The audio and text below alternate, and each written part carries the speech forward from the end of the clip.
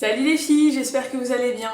Alors aujourd'hui je reviens avec mon vlog de ma 35e semaine de grossesse, déjà. Donc ça y est, je suis rentrée dans mon 9e mois de grossesse et donc voilà, je vais vous parler un peu de cette semaine-là. Alors, niveau symptômes, donc cette semaine j'ai beaucoup mieux dormi que les autres semaines, enfin que les semaines précédentes. J'ai réussi à faire des nuits complètes. Donc ça m'a fait quand même pas mal de bien. Et du coup je me suis sentie très en forme. Donc ça c'est plutôt cool. Ensuite j'ai eu quelques nausées en début de semaine, nausées matinales. Donc le truc que j'avais pas eu depuis 6 mois quoi. Qui est revenu, j'étais là, non c'est pas possible, c'est une blague, ne me refaites pas ça, mais non ça va, ça a duré que 2 jours donc ça allait. J'ai eu, le symptôme principal de cette semaine c'était les contractions. J'ai eu beaucoup de contractions parce que j'ai fait beaucoup d'efforts et du coup tous les soirs j'avais des contractions, bon c'est pas des contractions de travail, hein, bien sûr c'est des contractions de fatigue, enfin, c'est l'utérus qui se contracte, qui se prépare. Mais là, c'est vrai que c'était vraiment des contractions régulières, toutes les 10 minutes, tous les soirs, pendant 2-3 heures. Et bon, c'est pas des contractions douloureuses, mais c'est quand même assez désagréable. Mais donc voilà, mais ça c'est parce que... Bon, de toute façon, c'est pas grave à ce stade-là du tout. Mais c'est parce que j'ai beaucoup forcé cette semaine. Du coup, ben voilà, j'en ai eu un peu les conséquences. J'ai aussi eu beaucoup de douleurs au bassin. Donc en fait ça a commencé en début de semaine, enfin ça fait un moment que j'ai des petites douleurs quand je marche et tout, mais là c'est devenu pareil parce que j'ai trop forcé je pense. J'ai une très grosse douleur à l'adducteur depuis une semaine. Donc là je suis dans ma 36e semaine et je l'ai toujours. Et en fait au début je pensais que c'était ma jambe qui était engourdie parce que c'est vraiment une douleur bizarre quoi, J'arrive pas vraiment à la localiser en fait, mais en fait maintenant je vois bien d'où ça vient, c'est vraiment l'adducteur et en fait c'est vraiment le bassin.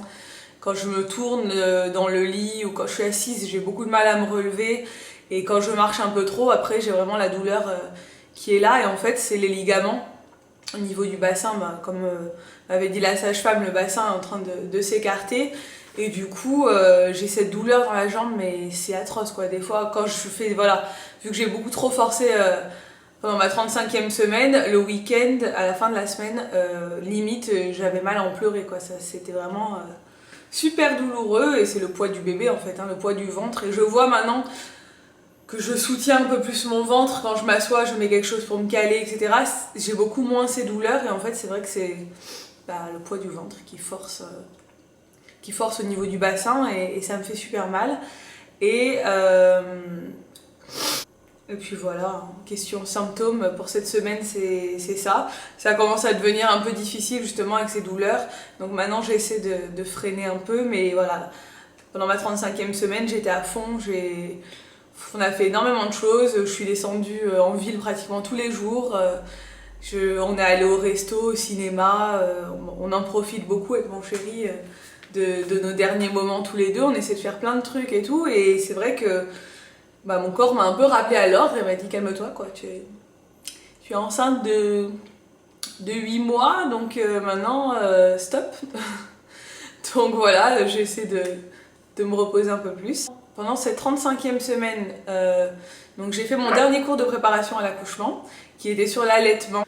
Donc c'était super intéressant, ils nous ont passé un DVD sur l'allaitement, donc heureusement que mon chéri était pas là parce que bon ici les pères n'accompagnent pas les mamans au cours de préparation à l'accouchement, ça n'a pas l'air de trop se faire. Déjà les cours, ils ont pas l'air il n'y a pas grand monde qui a l'air d'en faire ici. Heureusement qu'il n'était pas là parce que lui ça le dégoûte un peu tout ce qui est le lait etc. Et là c'était vraiment un peu gore quoi. Il a montré la mère qui appuyait sur son téton, il y avait des jets de lait et tout, donc on a regardé, mais c'était, avec les autres filles, on rigolait parce qu'on se disait, bon, il y a des trucs, c'est pas trop la peine de nous montrer ça, quoi. Donc, mais c'était intéressant parce qu'il montre justement les différentes positions à adopter pour que le bébé prenne bien le sein, comment voir qu'il prend bien, comment faire en sorte de bien le positionner dès le début pour pas avoir des crevasses et tout. Bon. Je pense qu'en pratique, après, c'est pas pareil, il va falloir quand même un peu d'entraînement, même si on nous a montré. Et après, voilà, c'était notre dernier cours, donc, voilà, donc on a pu discuter un peu de la maternité, des choses comme ça, de s'échanger encore quelques conseils. Voilà, on s'est échangé les numéros pour voir qui va accoucher en premier. On se donnera des nouvelles de celle qui sera en premier. Et voilà, donc c'était cool. Ensuite, j'ai eu mon monito jeudi dernier, enfin le jeudi. Donc j'ai eu 3 contractions, pas, enfin comme d'habitude, pas des grosses contractions, mais 3 régulières. Donc voilà, comme je disais la semaine dernière, j'avais pas mal de contractions. Donc on a bien vu ces 3 contractions, mais la sage-femme m'a dit qu'il n'y avait rien d'alarmant, enfin rien qui présageait quoi que ce soit. Ensuite, le vendredi, j'ai eu mon rendez-vous à l'hôpital avec l'anesthésiste et la sage-femme de l'hôpital pour enregistrer mon dossier à la maternité. Donc là, le rendez-vous avec l'anesthésiste, c'était super rapide. Bon, de toute façon, ils n'ont pas besoin de nous voir 100 ans. Elle m'a demandé d'ouvrir la bouche, je sais pas pourquoi. Il faut que je regarde, parce que je me dis, il faut que je vérifie pourquoi elle m'a demandé d'ouvrir la bouche, mais elle demande à tout le monde. Mais il y a une raison, forcément.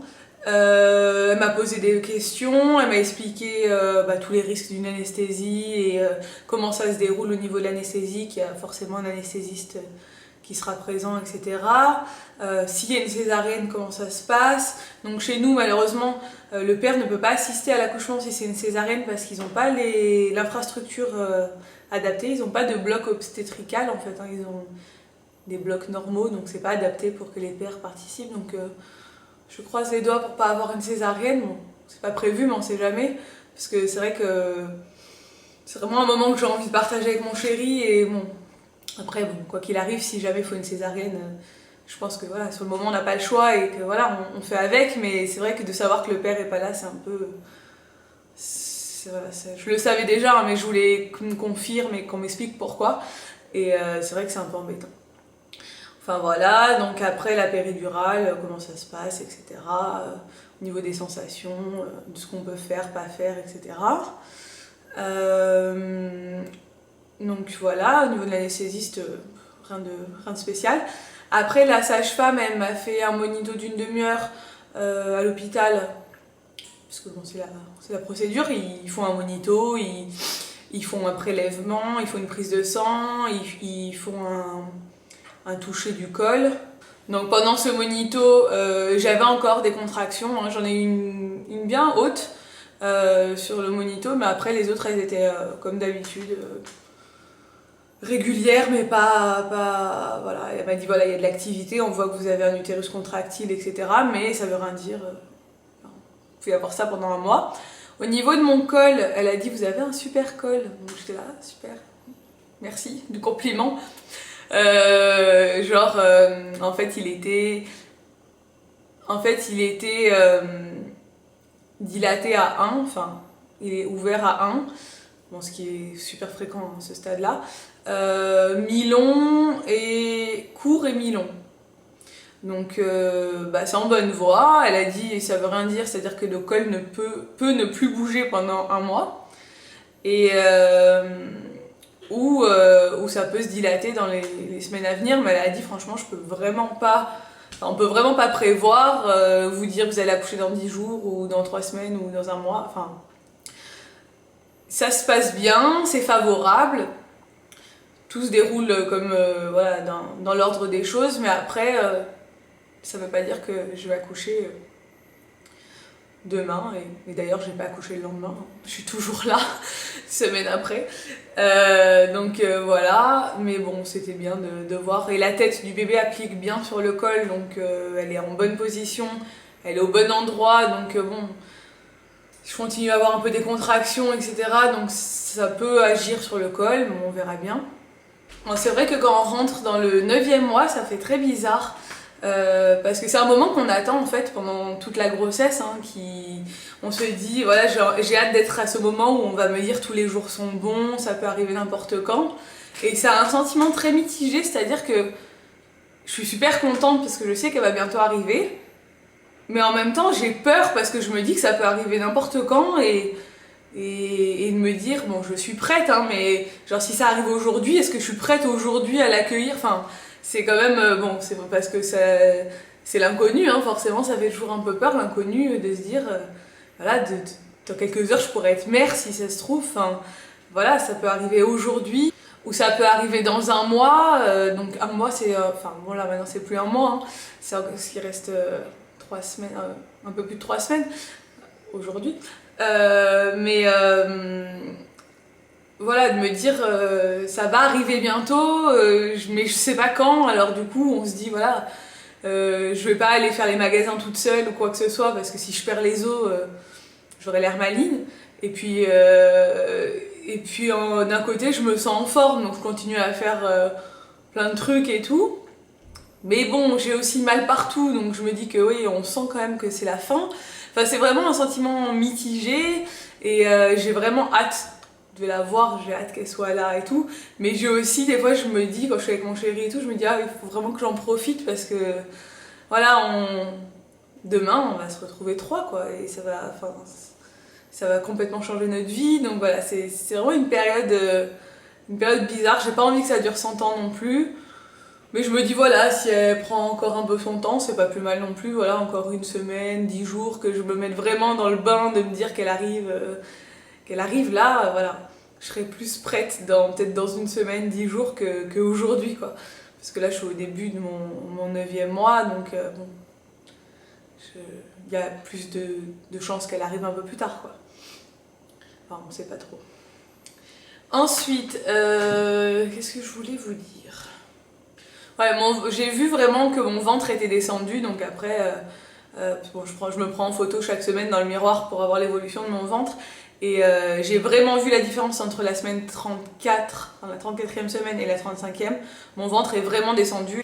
Après, on a pu le constater, j'ai pu le constater lors de mes examens, quand elle a touché le col et tout, que le bébé était vraiment bas et que, bon, ça y est, elle était descendue. Et elle m'a dit d'ailleurs, la sage-femme, que le signe généralement quand le bébé descend, c'est que nos pieds gonflent, parce que le retour veineux se fait moins bien. Et c'est vrai que j'ai eu une journée dans ma 34e semaine où mes pieds ont gonflé d'un coup, alors que ça m'était jamais arrivé. Et du coup, je pense que c'est ce jour-là qu'elle a dû descendre, enfin, j'en ai déduit ça. Mais c'est vrai qu'on voit vraiment que mon ventre tire vers l'avant. Il est vraiment plus bas qu'avant, quoi. Et je le sens aussi, hein, je le sens, je suis beaucoup moins essoufflée qu'avant. Et je sens que, bon, ils disent qu'on a plus envie de faire pipi quand il descend, mais bon, vu que moi j'avais tout le temps envie de faire pipi, ça change pas grand chose. Donc voilà. Ensuite, on allait récupérer la poussette avec mon chéri, on a récupéré des trucs encore qu'on nous avait pris sur la liste. Donc là, c'est bon, la poussette, c'est le dernier truc vraiment essentiel qu'il nous fallait pour la naissance. On a tout ce qu'il faut pour la naissance, donc ça, c'est cool. Et voilà. Je vous ferai ensuite une vidéo plus tard sur les achats puériculture que j'ai fait, une fois que j'aurai testé, etc. De vous dire si c'était bien, si je vous recommande ou pas telle ou telle marque. Voilà, en fonction de mon expérience. Au niveau de ma prise de poids, je n'ai pas pris de poids pendant ma 35e semaine, donc je suis très contente, j'ai stabilisé, c'est ce que je voulais, donc je suis super contente. Je me suis pas privée non plus, hein, celles qui me suivent sur Instagram, vous pouvez toujours voir des photos d'un peu tout et n'importe quoi, niveau nourriture. Voilà, des fois je fais quand même pas mal d'écart, mais je compense avec mes repas, c'est-à-dire que je mange beaucoup de salade, et j'essaie de manger assez léger le soir. Du poisson, des légumes, des salades et même le midi. Donc du coup je compense mes repas, enfin les écarts avec des repas légers, donc ça va, j'ai pas grossi et je marche toujours beaucoup. Je marche au moins minimum une demi-heure tous les jours, mais plutôt 1 heure. Avec le chien, bon je marche au ralenti, hein, maintenant je marche vraiment comme une personne âgée. Mais je marche quand même beaucoup, donc je pense que ça contribue aussi au fait que je prenne pas trop de poids, enfin que j'ai pas trop pris de poids cette semaine-là, donc c'est cool. Parce que généralement le dernier mois c'est là où on explose la balance, donc j'essaie vraiment de stabiliser, parce que je suis donc à 16 kilos, à plus 16 kilos, et bon, pour moi c'est trop, quoi. Donc je pense que j'atteindrai peut-être plus 18 kilos, maxi j'espère, pas plus, ça dépend quand elle arrive. Et j'essaie quand même de limiter la casse, quoi. Parce que j'ai pas envie non plus d'avoir trop de kilos à perdre après, parce que ça va être vraiment la galère. Bon voilà, c'est tout ce que... Enfin, me concernant, c'est tout ce que j'avais à dire. Sur les monitos, tout est nickel. Bébé va bien, elle bouge bien, enfin, y a pas de... Tout va bien, quoi. Et ouais, je voulais vous parler d'un truc, une vidéo que j'ai vue. Alors je sais pas si c'est une youtubeuse que vous avez déjà vue, parce que c'est pas du tout une youtubeuse qui est très connue. Elle s'appelle Patricia B in France. Patricia B en France. C'est une américaine qui habite en France, mais bon, ses vlogs grossesse sont en anglais. Je crois qu'elle l'a fait qu'un en français, mais le reste c'est en anglais. Donc du coup, je sais pas s'il y en a quelques-unes qui la regardent. Et là, elle poste plus trop de vidéos parce qu'elle a accouché. Et elle a posté une vidéo de son accouchement. Et elle a parlé de quelque chose qui m'a quand même, enfin, qui m'a touchée, on va dire, qui m'a interpellée. Parce que c'est vrai qu'on n'en parle pas sur YouTube. Et du coup, je me suis dit, c'est vraiment bien qu'elle en parle parce que je pense qu'il y a des mamans qui ont dû passer par là ou qui ont dû ressentir la même chose et qui ont dû peut-être culpabiliser, etc. Et elle disait que tout s'est très bien passé, son accouchement, nickel, elle était super contente. Et que quand elle a accouché, elle n'a pas eu de suite ce lien. Parce que c'est vrai qu'on idéalise toutes, quand on pense à notre accouchement, je pense, on pense toutes à la même chose. C'est le moment où on nous pose le bébé dessus, c'est vraiment le moment qu'on attend le plus et on voit ça à la télé, c'est toujours magnifique. Voilà, on idéalise vachement ce moment-là. Et elle disait qu'elle n'a pas ressenti... quand ils lui ont posé le bébé, elle était super contente, elle adore sa fille, puis voilà, maintenant elle aime beaucoup sa fille et tout. Mais que quand on lui a posé dessus, elle n'a pas ressenti de suite l'instinct maternel, cet amour pour cet enfant, parce qu'elle ne le connaissait pas. Enfin, il lui a fallu quand même quelques jours pour s'habituer au bébé et apprendre à connaître le bébé et s'attacher et aimer son bébé de plus en plus. Mais qu'elle n'a pas eu ce truc de se dire « Ah, c'est mon enfant », enfin... Pas trop comment expliquer parce que je veux pas parler en son nom, mais il y a des femmes voilà qui disent dès que je l'ai vu c'était la personne que j'ai le plus aimée au monde, etc. Et d'autres qui vont dire bah il m'a fallu un peu de temps pour réaliser et apprendre à connaître le bébé, etc. Et c'est vrai que je pense pas qu'il faut culpabiliser. Alors je sais pas du tout pour moi comment ça va se passer de me dire je dis pas que je vais pas aimer ma fille ou quoi que ce soit, hein, loin de là, je pense que voilà, ça va être merveilleux, c'est sûr. Mais voilà, il faut pas non plus trop idéaliser ces moments qu'on voit souvent, voilà, on voit des images, donc après on se dit que ça va se passer pareil. Mais je pense qu'il faut vraiment pas trop s'imaginer de choses, surtout hein, sur le déroulé de l'accouchement, etc. Parce que chaque expérience est vraiment différente. Donc c'est vrai qu'autant nous on peut culpabiliser pour des choses, après de se dire je suis une mauvaise mère ou quoi parce que j'ai pas pleuré. Enfin bon, moi c'est sûr que je vais pleurer parce que je pleure pour rien, donc je pense que même quand je vais partir à la maternité je vais pleurer pendant 2 jours, c'est sûr. Mais après il y a des gens qui sont plus ou moins sensibles, donc après il faut pas se culpabiliser si vous avez pas ressenti les choses comme des filles que vous auriez vues ou quoi que ce soit, ou des expériences qu'on vous raconte. Voilà, c'est comme la grossesse, il y a plein de filles qui disent c'est merveilleux, j'adore être enceinte, je voudrais être enceinte toute ma vie. Moi personnellement, non quoi. J'aime bien être enceinte, c'est cool, etc. Mais maintenant à ce stade-là, j'ai mal partout, j'ai envie de l'avoir, j'ai plus trop envie d'être enceinte, j'ai envie de récupérer mon corps, ça devient difficile. Puis en plus là, quand je vois c'est les soldes, etc., j'ai envie de m'acheter plein de trucs, mais je me dis, est-ce que ça va m'aller, ça va pas m'aller, avec le corps enfin, à quoi je vais ressembler après, enfin voilà. Moi j'idéalise pas trop la grossesse en me disant, c'est bien de sentir son bébé, c'est super agréable et tout, mais je préférerais qu'elle soit là, quoi. Au bout d'un moment, j'ai pas envie d'avoir mon enfant dans mon ventre toute ma vie, quoi. C'est pas un truc, je vis pas à travers ça, quoi. Donc, j'existe pas à travers ma grossesse, j'ai pas besoin de ça pour exister. Donc, c'est vrai que chaque expérience est différente et il faut pas se culpabiliser pour des trucs, voilà. Il y a des filles, voilà, aussi par exemple.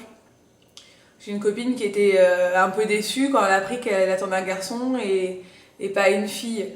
Et elle s'est un peu culpabilisée en se disant je suis horrible,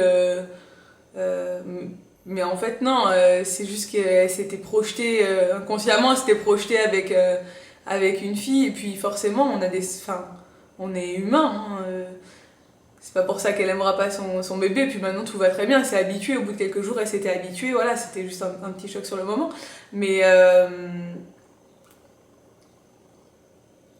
c'est pas non plus, voilà, il faut pas vivre à travers les autres et se comparer en fait aux autres, parce que chaque grossesse est différente, et chaque mère et chaque femme est différente, donc forcément on aura toute une expérience différente.